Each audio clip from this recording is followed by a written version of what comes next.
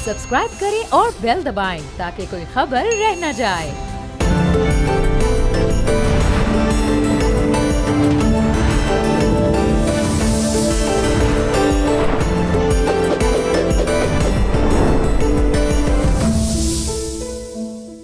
अस्सलाम वालेकुम नाज़रीन, प्रोग्राम बोल वीकेंड स्पेशल में खुशामदीद। मैं हूं ज़ुहैब मंशा। इस वक्त दुनिया भर में हर तरफ एक ही सदा है, एक ही गूंज है और वो है शुक्रिया पाकिस्तान, शुक्रिया फील्ड मार्शल। व्हाइट हाउस से लेकर तेहरान तक, इस्लामाबाद से लेकर यूरोप तक हर कोई शुक्रिया अदा कर रहा है पाकिस्तान का, क्योंकि पाकिस्तान ने सफारती तौर पर जो किरदार अदा किया है अमन के लिए, उसको जितना भी अप्रिशिएट किया जाए कम है। क्योंकि पाकिस्तान की काबशों की बदौलत आज पाकिस्तान ने दुनिया भर को एक बड़ी तबाही से बचाया। सिर्फ लाखों लोगों की जान नहीं बचाई, बल्कि ट्रिलियंस ऑफ डॉलर की इकोनॉमी को बचाया। इस सारी सूरत हाल में बहुत ज्यादा सवालात पैदा हुए और बुनियादी तौर पर एक सवाल जो सबसे इंपॉर्टेंट है वो ये है कि ईरान ने जिस तरीके से आपने हुर्मुज़ को अपने दफा के लिए इस्तेमाल किया और फिर अमेरिका और ईरान, वो वक्त भी आया कि डायलॉग करने पर मजबूर हुए। और अब हतमी तौर पर हम यही उम्मीद करते हैं कि आइंदा आने वाले कुछ दिनों में ये जो पाकिस्तान की काफिशें थीं, जिनका रंग, जिनका असर अभी हमें नजर आ चुका है। आपने हुर्मुज़ पहले बंद था, अब खुल चुका है। जंग बंदी उससे पहले पाकिस्तान ने करवाई, पहला राउंड पाकिस्तान में डायलॉग्स का हो चुका है। और आपने हुर्मुज़, अब जब मुआहदा हो जाएगा ईरान और अमेरिका के दरमियान, तो इसके बाद आपने हुर्मुज़ क्या उसी तरह पहले की तरह बहाल होगा या ईरान कोई नए प्लान के साथ या कोई नया निज़ाम मुतारफ़ करवाएगा? और इसके साथ साथ जो सबसे इंपॉर्टेंट है वो ये है कि इन्हीं डायलॉग्स के दौरान पाकिस्तान नेवी ने एक बड़ा कामयाब तजर्बा किया है और वो है बैलिस्टिक मिसाइल का, एंटी शिप बैलिस्टिक मिसाइल का। हम उस पर भी बात करेंगे, लेकिन ज़्यादा हम बात करेंगे इस वक्त ईरान जो है वो किस जगह पर खड़ा है और ईरान दफाई लिहाज से ईरान की नेवी किस कदर जो है वो प्रोफेशनल है, एंड ईरान को क्या क्या एज हासिल है। हमारे साथ आज स्पेशल गेस्ट मौजूद हैं पाकिस्तान नेवी से एडमिरल फैसल शाह साहब, जो कि ईरान में 2015 से लेकर 2018 तक नेवल अटाची भी रही। तो ये बताने का मकसद ये है कि आप समझ सकेंगे कि फैसल साहब जो बात करेंगे उसमें कितना वजन होगा और ईरान ने किस तरीके से अपने आप का दफा किया और एक बिल्कुल यूनिक स्ट्रेटजी के साथ दुनिया की सुपर पावर का मुकाबला किया। और जाहिर है जब आप टेबल पर बैठते हैं तो इट्स मीन्स कि आप दोनों कहीं ना कहीं बराबर हैं। फैसल साहब, thank you very much for your time. और पाकिस्तान की काविशें, फील्ड मार्शल साहब की काविशें, वज़ीर आज़म साहब की काविशें रंग लेकर आ रही हैं एंड होपफुली इस्लामाबाद में जो है वो बहुत जल्द अमन मुआहदा हतमी शक्ल में हो जाएगा। तो आप ईरान में रहे नेवल अटाची, आप मुझे बताइएगा आपने हुर्मुज़ के बारे में कि आपने हुर्मुज़ की जिस तरीके से ईरान ने इस्तेमाल किया उसे दिफाई लिहाज से और फिर अमेरिका को जो है वो मजबूर कर दिया, तो इसको आप कैसे देखते हैं? बहुत शुक्रिया मुझे प्रोग्राम में लेने का और बहुत अच्छा आपने इंट्रो दिया है, इब्तिदाइया दिया है। हर लिहाज से इसमें चीज़ें कवर की हैं। ये चीज़ बड़ी स्टडी करने की है और बहुत इंटरेस्टिंग है कि ईरान ने, जिसके बारे में ये सोचा जा रहा था कि वो सिर्फ़ अपनी प्रॉक्सीज़ के थ्रू लड़ सकता है, उसकी अपनी कोई ताकत नहीं है, और उस पर दुनिया की 2 बेस्ट मिलिट्रीज़ ने अटैक किया इस मिसकैलकुलेशन के साथ कि हम 4 दिन की कैंपेन करेंगे और ईरान को घुटने टेकने पे मजबूर कर देंगे। उसने कैसे अमेरिका को टेबल पे आने पे मजबूर किया है? आपने कभी सुना है कि किसी फातेह ने कहा हो कि मुझसे बात करो, मुझसे एग्रीमेंट करो, और अमेरिका पाकिस्तान के थ्रू, मुख्तलिफ ममालिक के थ्रू ईरान से मुस्तकिल कह रहा है कि मुझसे एग्रीमेंट करो, मुझसे बात करो, जबकि वो एक तरफ ये भी दावा करता है कि मैं जीत गया हूँ। तो ये बड़ी यूनिक सिचुएशन है और ईरान ने अपना लोहा मनवाया है। पूरी दुनिया इस वक्त देख रही है कि पूरा ज़ोर लगाने के बावजूद वो अबनाए हुर्मुज़ का कंट्रोल ईरान से नहीं ले सके हैं, जब तक कि ईरान ख़ुद नहीं माना है कि मैं इसको खोल रहा हूँ। ईरान ने क्या किया है? देखिए, ईरान की जोग्राफ़ी उसको बहुत फेवर करती है, लैंड की भी और सी की भी। अगर आप उसकी लैंड जोग्राफ़ी देखें तो ईरान तकरीबन डबल है पाकिस्तान का और पॉपुलेशन आधी है पाकिस्तान की। तो पॉपुलेशन सेंटर्स बहुत दूर दूर वाक़ हैं और बहुत डिस्टेंस ट्रैवल करना पड़ता है आपको एक जगह से दूसरी जगह पहुंचने में। और जो पॉपुलेशन सेंटर्स हैं वो भी कोई इतने डेंसली पॉपुलेटेड नहीं है, यानी कि बहुत ज़्यादा लोग जो हैं वो एक जगह पे जमा नहीं होते। बहुत खुले खुले शहर हैं, बड़े बड़े, और दूर दूर लोग रहते हैं। तो ईरान की जो जोग्राफ़ी है, लैंड जोग्राफ़ी, मैं समझता हूँ उसमें ये कैपेसिटी है कि वो किसी भी आने वाली फ़ौज को, इन्वेडिंग फ़ौज को कंज्यूम कर सकती है, क्योंकि उस आने वाली फ़ौज को बहुत ज़्यादा डिस्टेंस तय करने की ज़रूरत है। एक सिटी से दूसरे सिटी में जाने के लिए उसको बहुत ज़्यादा ज़राए चाहिए। Communication, command control and communication एक बहुत मजबूत किस्म का चाहिए ताकि वो अपने ऑपरेशन को जारी रख सके। और फिर उसको ग्राउंड पे रेजिस्टेंस ना होने के बराबर चाहिए, जबकि ईरान ने ग्राउंड रेजिस्टेंस बहुत मजबूत किस्म की तैयार की हुई है। आपको ये शायद पता हो कि ईरान के यहाँ बड़ा यूनिक आर्म फोर्सेस का सिस्टम है। हमारे यहाँ तो एक आर्म फोर्सेस है ना, आर्मी, नेवी, एयर फोर्स। उनके यहाँ दो आर्म फोर्सेस हैं, एक को कहते हैं अर्तिश और एक को कहते हैं पासदारान इनकलाब। तो अर्तिश एक रेगुलर आर्म फोर्सेस है जैसे हमारी है, उसमें आर्मी, नेवी, एयर फोर्स तीनों हैं। एक पासदारान इनकलाब की है, उसमें भी आर्मी, नेवी, एयर फोर्स है। जो एयर फोर्स है उसको वो एरोस्पेस फोर्स कहते हैं, जिसके पास मिसाइल्स, रॉकेट्स और ड्रोन्स वगैरह हैं। लेकिन इन दोनों के पास ज़मीनी फ़ौज है, अर्तिश के पास भी है और पासदारान इनकलाब के पास। दोनों का कंट्रोल एंड कमांड डिफरेंट है। कमांड एंड कंट्रोल डिफरेंट है, लेकिन उनके ऊपर जो टॉप बॉस होता है, जैसे हमारे CDF हैं, इस तरह उनके यहाँ भी एक CDS होते हैं जो कि उनके टॉप बॉस होते हैं।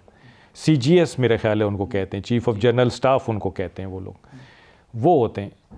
अच्छा, अब दो तो ये फ़ौजें हो गई हैं, उसके बाद उनका एक बसीज का सिस्टम है। बसीज वॉलंटियर्स होते हैं जो कि हुकूमत के साथ, हुकूमत के आँख और कान बन के रहते हैं। और ये वो लोग हैं जो कि स्कूल कॉलेज के बच्चे होते हैं, यंग लोग होते हैं, इनको इंसेंटिव देती है हुकूमत और ये हुकूमत के लिए काम करते हैं अपने मुल्क में अमन रखने के लिए। ये तकरीबन 20 मिलियन के करीब ये लोग हैं जो उसमें शामिल हैं। फिर एक कुद्स फोर्स है इनकी, जो कि बॉर्डर के बाहर जाके मुख्तलिफ़ इलाकों में जिन्होंने ऑपरेशंस किए हैं, वो भी इनके पास एक ज़मीनी फ़ौज के तौर पे अवेलेबल है। तो ये इतनी ज़्यादा फ़ौज के बाद और फिर इतनी बड़ी जोग्राफ़ी के बाद जब कोई लैंडिंग फ़ोर्स वहाँ आना चाहेगी तो उसको बहुत ज़्यादा नुकसान उठाना पड़ेगा। ये तो ज़मीन की बात होगी जी। अब आप आइए सी पे। ईरान की असल हैसियत या असल ताकत सी में है, Persian gulf, straight of Hormuz और गल्फ़ ऑफ ओमान। अगर आप नक्शा देखें तो ईरान जहाँ उसकी बॉर्डर बनता है हमारे साथ, ये गवातर बे का इलाका है। एक तो गवादर है ना, एक गवातर बे है जो हमारे बिल्कुल वेस्ट में है, जीवनी के साथ। वहाँ हमारी और ईरान की बाउंड्री बनती है। वहाँ से लेके और शत्तुल अरब इराक़, वहाँ तक पूरा ईरान है, ठीक है। और उसमें gulf of Oman, straight of Hormuz और पर्शियन गल्फ़, ये तीनों पानी के जो गुज़रगाहें हैं, पानी की ज़ख़ायर हैं, ये तीनों उसमें आते हैं। और इनके नॉर्थ में पूरा ईरान है, नीचे फिर सऊदी अरब भी है, बहरीन भी है, कतर भी है, UAE भी है, इराक़ भी है, लेकिन ऊपर वाला हिस्सा पूरा का पूरा ईरान के पास है, ठीक है जी।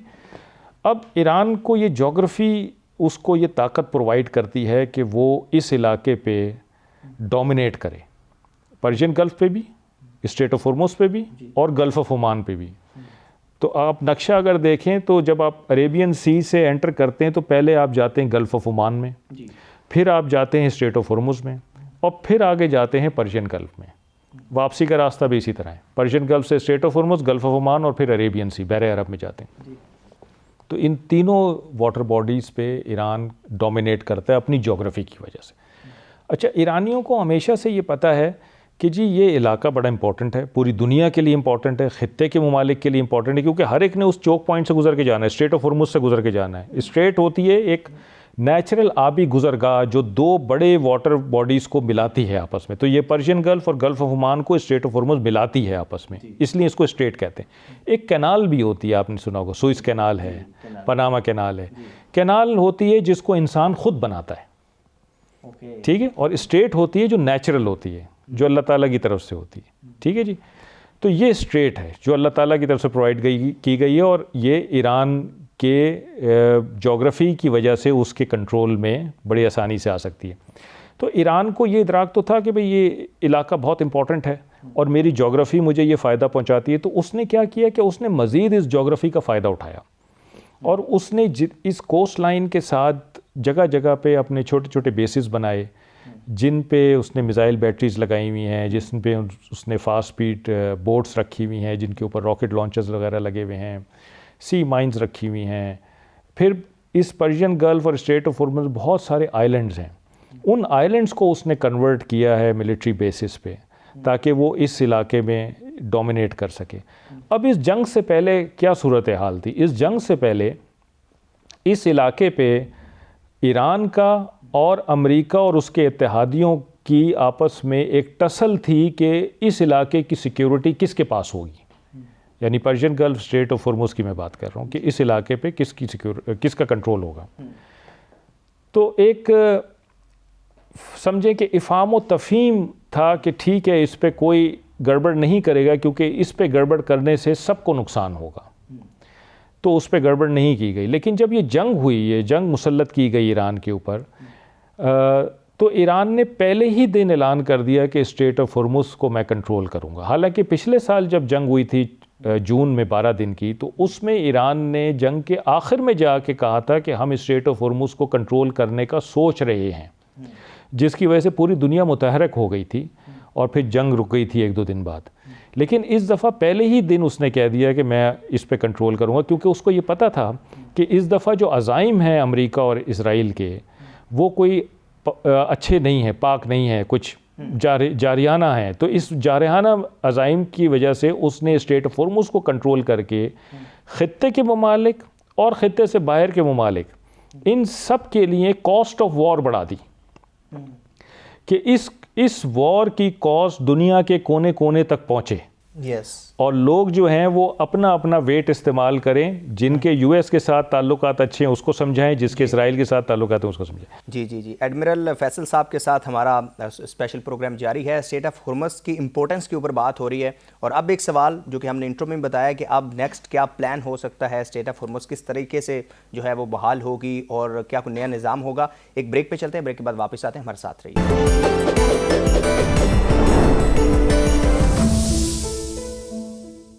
Welcome back.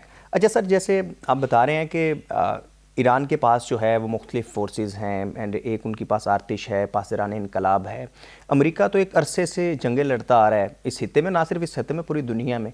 तो ये जो ईरान के पास मिलिट्री कैपेबिलिटी थी या एबिलिटी थी, इसको अमेरिका ने पहले कोई कैलकुलेट नहीं था किया कि ऐसे हो सकता है अगर हम ऐसे धमकी देंगे, और अगर हम ये कहेंगे, हमने देखा कि सदर ट्रंप ये भी कहते हैं कि हमने ईरान की नेवी तबाह कर दी है, फिर पासरान इनकलाब कहता था कि अगर नेवी तबाह कर दिया है तो आप आएँ, आपने हॉर्मुज़ खुलवाएं।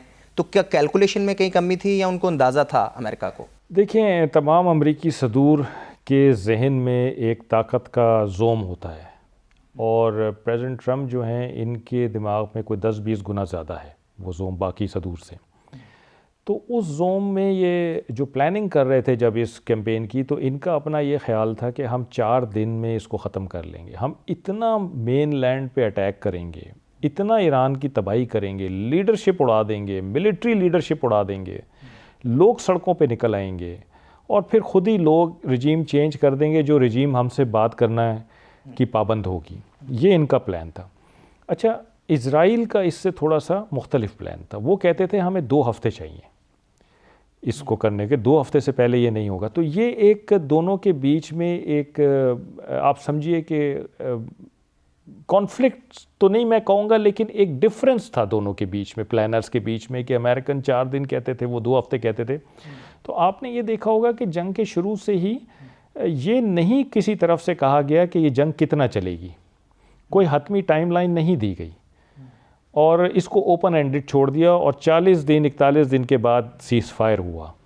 इसलिए कि जो मिस कैलकुलेशंस थी वो बेसिकली जब सामने आई, और आप जब एक कैंपेन में फंस जाते हैं तो फिर आपको निकलने के लिए एक ऐसा पॉइंट चाहिए होता है जहां आप उसको कैश कर सकें। तो वो पॉइंट नहीं मिल रहा था अमेरिका को कैश करने के लिए, जिसमें वो जाके अपनी आवाम को, दुनिया को ये बता सके कि मैं जिस कैंपेन के लिए आया था वो मैंने खातिर ख्वाह तौर पे पूरी कर ली है। तो वो पॉइंट नहीं मिल रहा था उनको। अच्छा देखें, ईरान ने ये ऐसे कैसे हुआ ये सब, ये एक सवाल है। और अगर आप ईरानियन सोसाइटी को जानते हैं, उनके कल्चर को जानते हैं, तो वो बहुत फ़ख्र करते हैं अपनी हिस्ट्री पे, पर्शियन हिस्ट्री पे। 5-6 हज़ार साल पुरानी हिस्ट्री है इस ख़ित्ते पे, उन्होंने हुकूमत की हुई है। और आप अगर जाएं ईरान तो ईरान में आज भी आपको पर्शियन कल्चर बहुत ज़्यादा ऑब्वियसली नज़र आता है। अब रस्म रिवाज में भी, ज़िंदगी रोज़ाना गुजारने में भी, और एक आपको इस्लामी और पर्शियन कल्चर की आमेज़िश आपको मिलती है ईरानियन सोसाइटी में बड़ी वाज़े तौर पे। तो ईरानियों का जो नुक्ता नज़र है वो ये है कि देखें, ये जो ख़ित्ता है ना हमारा मुल्क, ये बेसिकली हमारी पर्शियन आइडेंटिटी है।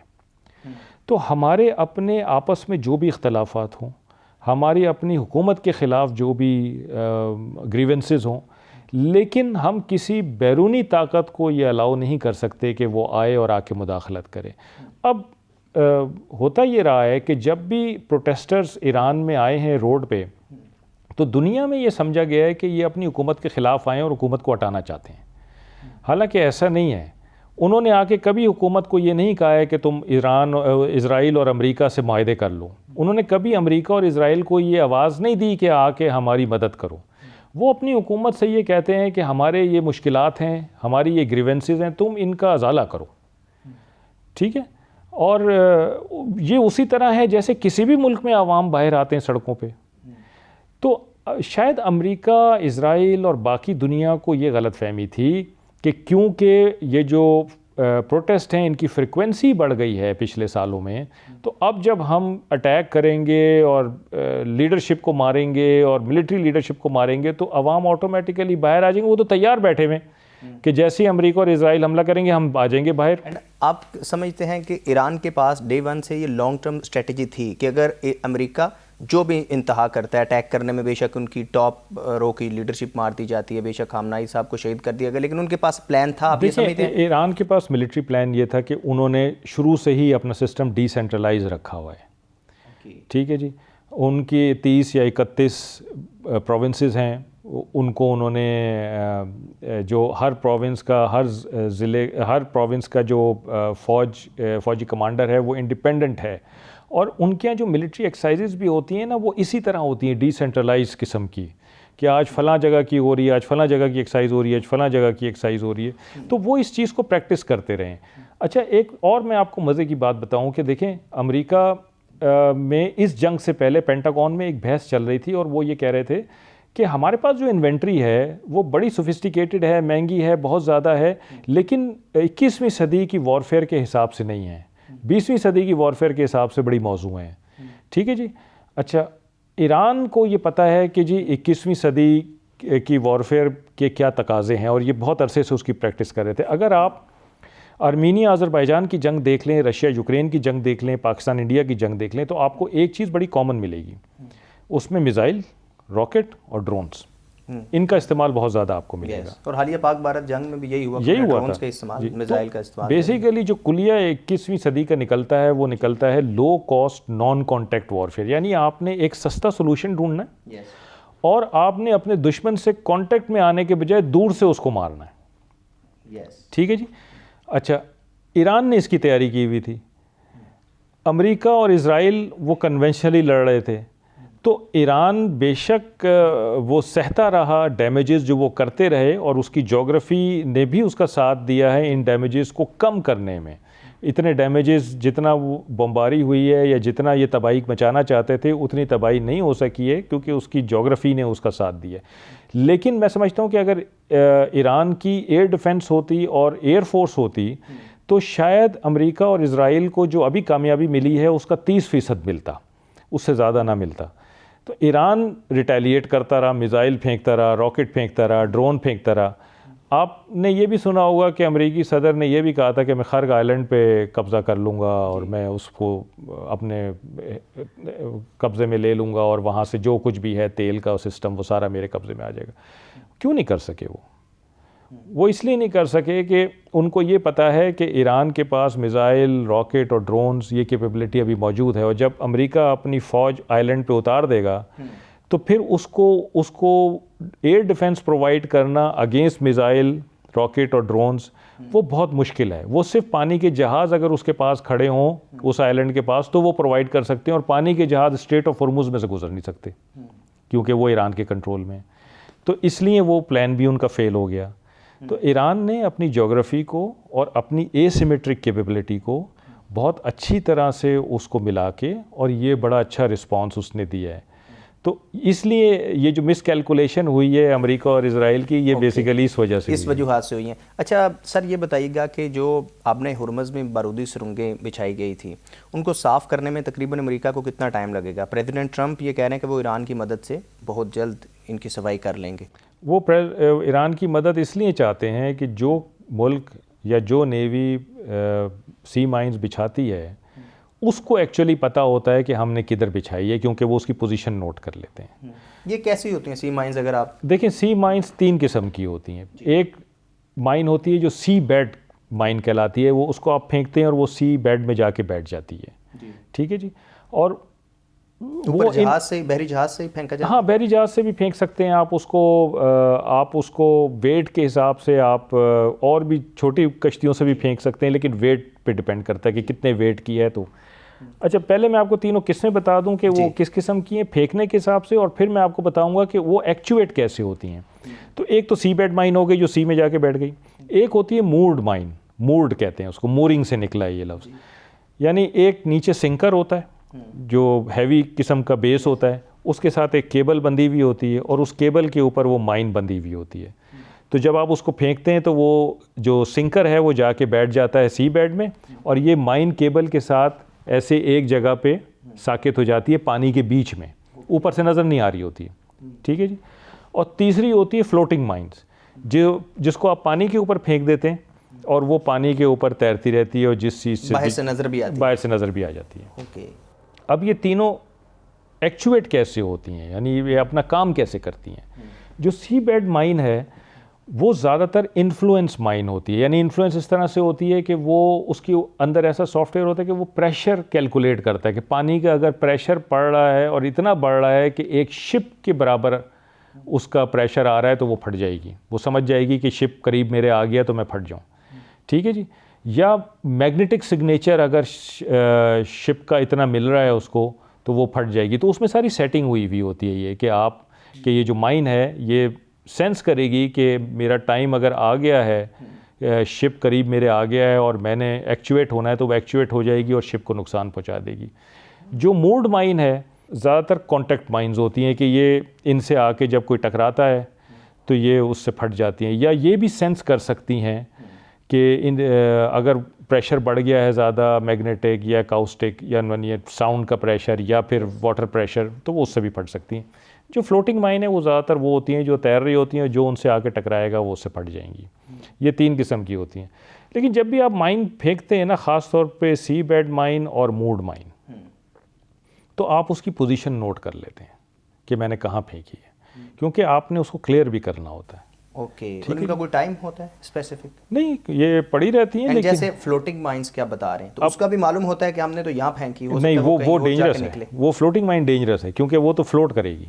ओके। तो और वो अपनी जगह नेविगेट सिस्टम भी नहीं है? नहीं, उसमें कुछ ट्रैकर्स लगे हुए होते हैं जिससे आपको पता चल रहा होता है कि ये माइन किधर जा रही है, लेकिन अक्सर ऐसा होता है कि वो गुम भी जाती हैं। ओके। और वो फिर खतरा हमेशा के लिए खतरा, जब तक आप उसको किल नहीं करेंगे, उसको क्लियर नहीं करेंगे, वो वहाँ पे रहेगी।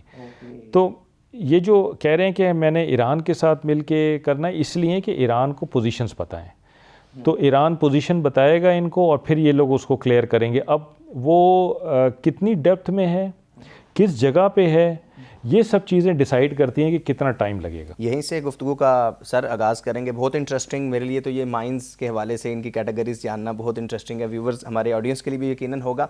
एक ब्रेक पे चलते हैं, ब्रेक के बाद वापस आते हैं, हमारे साथ रहिए।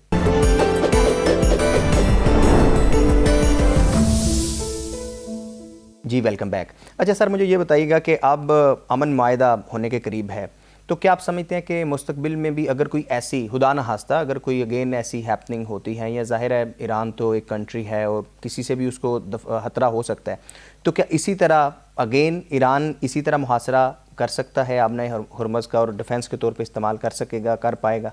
देखें, मैंने बताया ना कि ईरान को उसकी जोग्राफ़ी ये लेवरेज देती है, तो ये जोग्राफ़ी इसी तरह रहनी है और ईरान ने भी इधर ही रहना है, स्ट्रेट ऑफ हुर्मुज़ ने भी इधर ही रहना है। तो ईरान इस स्ट्रेट ऑफ हॉर्मुज़ को दौरान जंग भी यूज़ करता रहा है और जंग के बाद भी यूज़ करना चाहता है। जब वो कहता है कि मैं इस पर टोल लगाऊंगा, इस पर टैक्स लगाऊंगा, तो वो क्यों कहता है, ये चीज़ समझने की ज़रूरत है। वो इसलिए कहता है कि वो कहता है मेरे ऊपर सैंक्शंस लगाई हुई हैं, मेरे एसेट्स आपने फ्रीज़ किए हुए हैं, मेरे अंदर आप फॉरेन डायरेक्ट इन्वेस्टमेंट नहीं आने देते, मेरा तेल गैस बिकने नहीं देते हैं उस रेट पे जिस रेट पे दुनिया में बिक रहा है, मेरा स्विफ्ट कोड आपने लिमिट किया हुआ है। तो फिर मेरे पास एक मुस्तकिल सोर्स ऑफ रेवेन्यू होना चाहिए जिससे मेरी इकॉनमी को सपोर्ट मिले, और स्ट्रेट ऑफ हॉर्मुज़ वो मुस्तकिल सोर्स ऑफ रेवेन्यू है जिसको दुनिया ने इस्तेमाल करना है, और ईरान ने अगर उससे टोल लेना है या टैक्स लेना है तो मुस्तकिल एक रेवेन्यू उसको जनरेट होगा। अगर ईरान को कंपनसेट कर दिया जाता है पैसों में किसी और तरह से, उस पर सैंक्शंस हटा दी जाती हैं या उसके एसेट्स अनफ्रीज़ कर दिए जाते हैं, या उसमें के तेल गैस उसी कीमत पे बिकता है जिस कीमत पे बाकी दुनिया में बिक रहा है, तो मेरा ख़्याल है कि ईरान यहाँ पे टोल टैक्स लेने का जो उसका एक क्लेम है वो उससे मेरा ख्याल है दस्तबरदार हो जाएगा, क्योंकि उसको ये पता है कि आबनाए हुर्मुज़ इधर ही रहनी है, मैंने भी इधर ही रहना है, और अगर किसी ने दोबारा मेरे ऊपर जाहरियत की, मेरे साथ जुल्म ज़्यादती की, तो फिर मेरे लिए तो इसको कंट्रोल करना घंटों की बात है, मैं दोबारा इसको कंट्रोल कर सकता हूँ।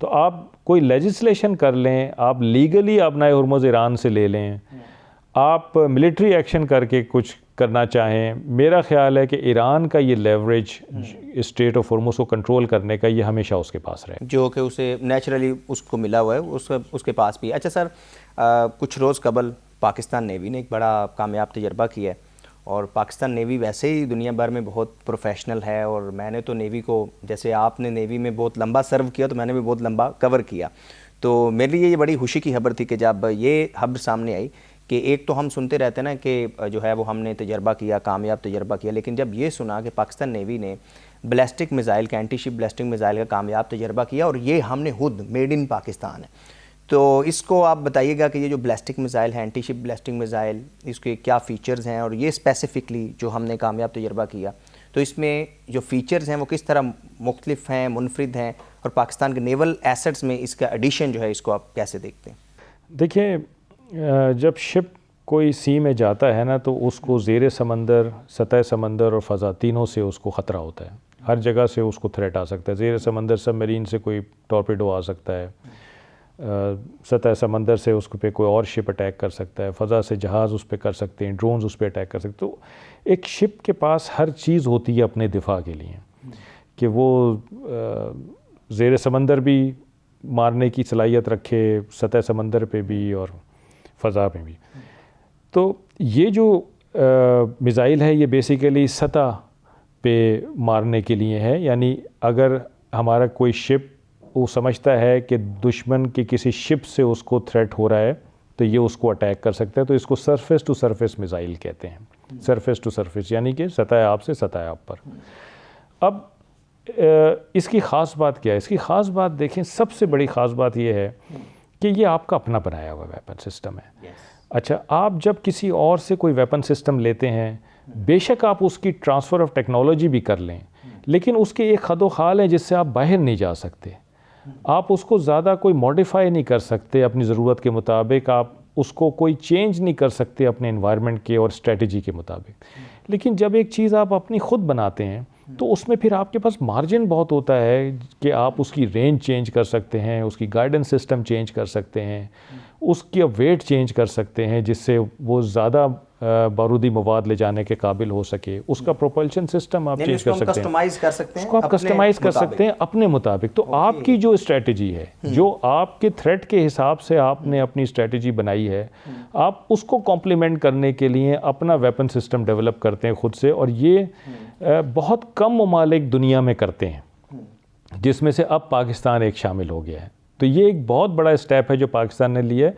पिछले कई साल से हमारी तीनों आर्म फोर्सेस में ये रिवाज है, ये एक जहन है कि हमने इंडिजनाइजेशन की तरफ जाना है, ख़ुद पैदावार, अपनी जो पैदावारी सलाहियत है उसको हमने बेहतर करना है ताकि हमारी किसी के ऊपर डिपेंडेंस ना रहे, हम खुद मुख्तार हों, और हम फिर अपना डिफेंस सिस्टम ऐसा बनाएं कि उसको हम इवॉल्व कर सकें मज़ीद अपने जो रिक्वायरमेंट्स हैं उसके हिसाब से। तो मेरा ख्याल है ये उसकी तरफ एक बहुत बड़ा कदम है। ये जो हमने अभी मिसाइल का तजर्बा किया एंटी शिप का, इस तर्ज के जो मिसाइल और किन कंट्रीज़ के पास हैं? क्या बहुत ज़्यादा हैं या बहुत लिमिटेड हैं? नहीं देखिए, बनाते तो बहुत कम लोग हैं इसमें। अमेरिकन्स हैं, चाइनीज़ हैं, ब्रिटिश हैं, फ्रेंच हैं, बहुत कम लोग हैं जो ये अपने इस किस्म के, रशियंस हैं, मिसाइल बनाते हैं। और बाकी कंट्रीज़ जो हैं वो या तो उनके साथ कोलैबोरेट करते हैं या उनसे ये चीज़ें लेते हैं। तो अगर आप अपना ये बना रहे हैं तो आप इंडिपेंडेंट हो गए हैं उन कंट्रीज़ से, आपकी डिपेंडेंस उन पे ख़त्म हो गई है।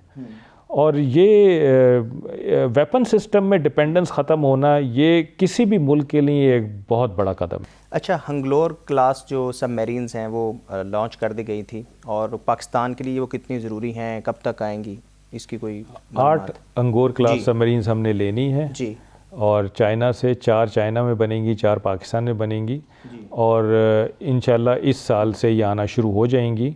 और आप ये देखिए कि 8 सबमरीन्स का मतलब ये है कि तकरीबन आप 6 सबमरीन एक टाइम पे आप सी में रख सकेंगे।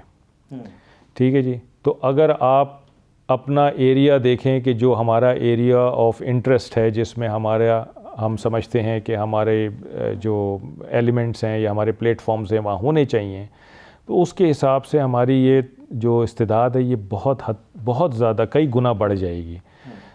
सबमरीन के बारे में एक मज़े की बात आपको ये बताऊं कि देखें, सबमरीन 1 हो या सबमरीन 10 हो, उसका खौफ उतना ही होता है। अगर किसी जहाज़ को ये पता है कि जहाँ मैं फिर रहा हूँ यहाँ आसपास कोई सबमरीन है, तो वो जब तक चैन से नहीं बैठेगा जब तक उसको ढूंढ नहीं लेगा। तो आप अंदाज़ा लगाएं कि अगर 6 सबमरीन आपके इलाके में फिर रही हों मुख्तलिफ़ जगहों पे और ये छुपी हुई होती हैं, तो दुश्मन का क्या हाल होगा। हाँ, मैं फैसल साहब आपसे जो है वो सबमरीन के बारे में जानना चाहूँगा। और क्योंकि आज हम पूरे मुल्क में जब हम बड़े आराम से बैठे होते हैं, तो ये थोड़ी देर के लिए अगर हम ये तसव्वुर भी करते हैं कि आप एक ऐसी जो है वो शिप के अंदर हैं, सबमरीन के अंदर हैं जो कि अंडर वाटर है, तो बड़ा मुश्किल होता है कि वो अक्सर हम देखते हैं ना कि जस्ट आप स्कूबा डाइविंग के लिए भी जाते हैं तो वो भी आपको एक खौफ सा होता है कि आप बिल्कुल अंदर हैं, ऊपर से कुछ नहीं, आप डिस्कनेक्ट हैं। तो चूँकि हमारे जो पाकिस्तान नेवी के जवान हैं, अफसरान हैं, वो सबमरीन के अंदर हर वक्त जो है ड्यूटी पर मामूर होते हैं, तो अंदर ट्रेनिंग कैसी होती है सबमरीन्स के लिए और अंदर का कैसा होता है माहौल, उसको अगर आप देखें। ये कमरा है ना बंद, तो आप इस कमरे में बंद हैं महीनों के लिए, ठीक है। तो आप सोचें कि आपको कैसा फ़ील होगा। फिर एक चीज़ का अंदाज़ा ये लगाएं आप कि जब समंदर में आप अंदर जाते हैं ना, तो हर 10 मीटर पे एक बार प्रेशर बढ़ जाता है। यानी जितना इस वक्त आपके ऊपर ज़मीन के ऊपर प्रेशर है, जब आप 10 मीटर समंदर में जाएंगे तो ये डबल हो जाएगा। जब आप 20 मीटर जाएंगे तो 1 गुना और बढ़ जाएगा। तो ये फील कैसा होगा? तो अगर आप नीचे जाते रहेंगे तो प्रेशर इतना बढ़ता जाता है कि आपकी बॉडी पिचक जाएगी। ठीक है जी। अब सबमरीन तो जाती है मतलब कई दसियों मीटर, यानी 40, 50, 60, 70 मीटर नीचे जाती है। तो कैसे मेंटेन करती है प्रेशर?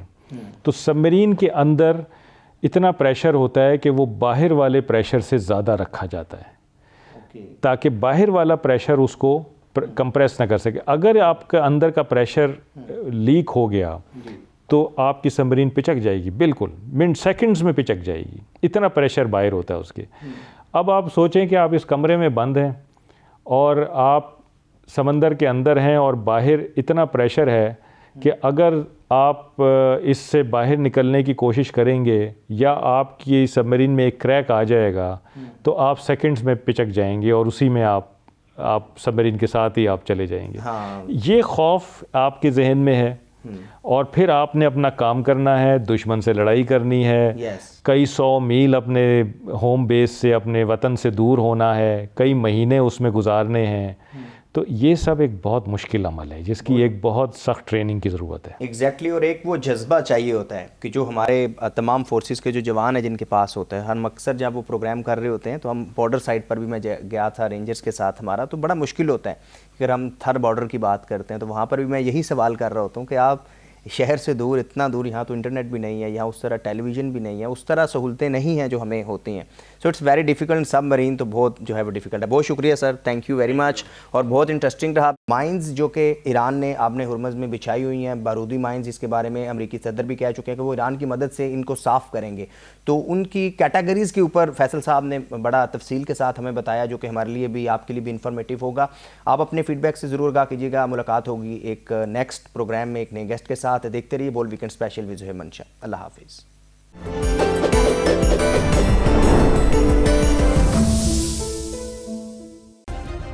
सब्सक्राइब करें और बेल दबाएं ताकि कोई खबर रह न जाए।